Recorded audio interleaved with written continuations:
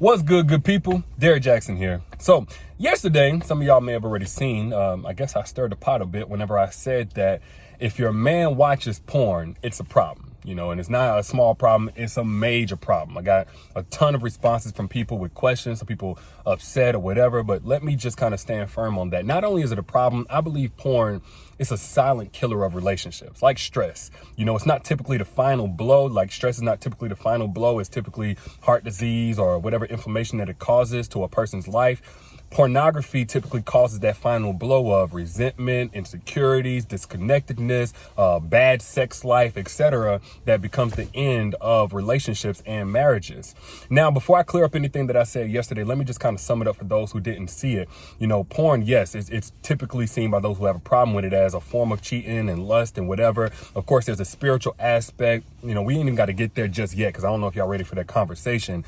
But porn definitely, and by definitely, I mean from a personal standpoint and a scientific standpoint, porn will create an insatiable appetite, an unhealthy, an unnatural appetite for newness in the context of a new body, in terms of like a new vagina, a new feel, a new curiosity, in order to get stimulated and be aroused and be able to have sex, in which sex was created for newness, but yes, newness in terms of levels of intimacy, newness in terms of depths of closeness with one partner for the rest of our life.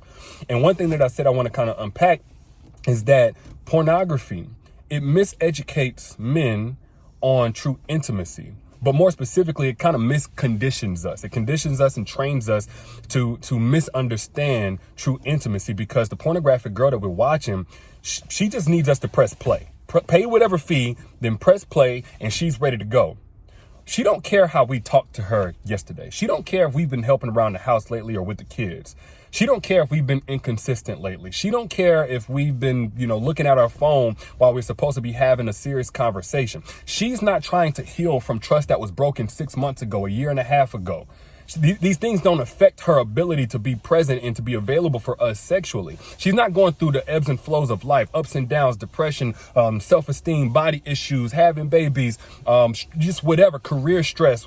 She's not affected by these things that real women are. And typically we get so caught off guard whenever we get with a real woman, and that creates the disconnectedness. Now, this is just me as a man speaking, and what's been relayed to me, what's been taught to me by women. Ladies, if I'm telling the truth, please put in the comments that I'm speaking facts so that they know that I'm telling the truth. But this disconnectedness has now created a generation of women who think it's normal to not even have an orgasm whenever they're having sex. A generation of women that believe that they don't even have the same sex drive they used to have whenever they're just kind of playing around, whenever there's a lot younger.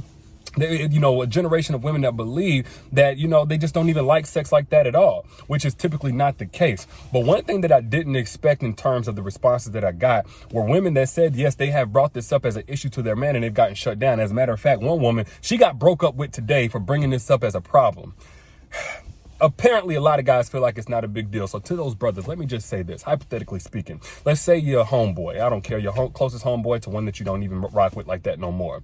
He gets into pornography. I'm not going to say that you're watching it. We ain't even going there.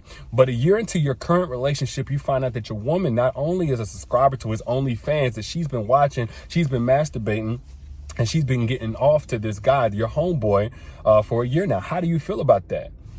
Keep in the context, she hasn't been messaging him. She hasn't been linking up. She only watches them whenever you're out of town. She only watches them whenever you're not in the mood. She only watches them whenever you're at work. She does it so that she doesn't actually go out and cheat. Are you okay with it? Probably not, but this is the case a lot of guys try to build, and the pitch a lot of guys try to sell to their woman as to why it should be okay, vice versa. And no, it does not matter. Oh, I know him personally. No, that doesn't make it any better, man. In fact, what it makes worse is whatever insecurities that your woman came into the relationship with, and your job was to get rid of those insecurities, to love them away, to make her forget that she ever had any insecurities, ever been hurt, ever had any question as to whether or not she was beautiful. You watching porn only exasperates those issues. Any self-esteem issues, any body issues, any self-consciousness whatsoever, maybe something that she didn't even have, you watching porn will create those issues. Why? Because the visual aspect of sex is something that you're now indulging in with a whole nother woman, even if it's not a mutually shared experience with that woman that you don't know. Like, it's not just a sexual act that's supposed to be exclusive to you and your woman. It's also supposed to be your sexual desire that has your woman's name on it and only her name on it. And she knows as long as you're watching porn, that's not the case. Now, I go way more in depth on this topic about true fidelity and how it's not just physical and emotional, but also mental and spiritual in my book, Don't Forget Your Crown. So if you want to know more about this topic, click the link down in the caption and get my book for 50% off while it lasts. But ultimately, what I'm trying to say is this, man. Even if pornography is normal, it doesn't make it right. Even if it's normal and it feels good, doesn't make it healthy to consume. Like, we have to stop normalizing pornography if we're ever going to normalize true intimacy, true closeness, and true connectedness in a relationship, because the two cannot coexist in one. But y'all let me know what you think down in the comments. Again, Don't Forget Your Crown book goes way more in depth, and the link to it is down in the caption at 50% off. I'll holler at y'all later. Y'all be good. Peace.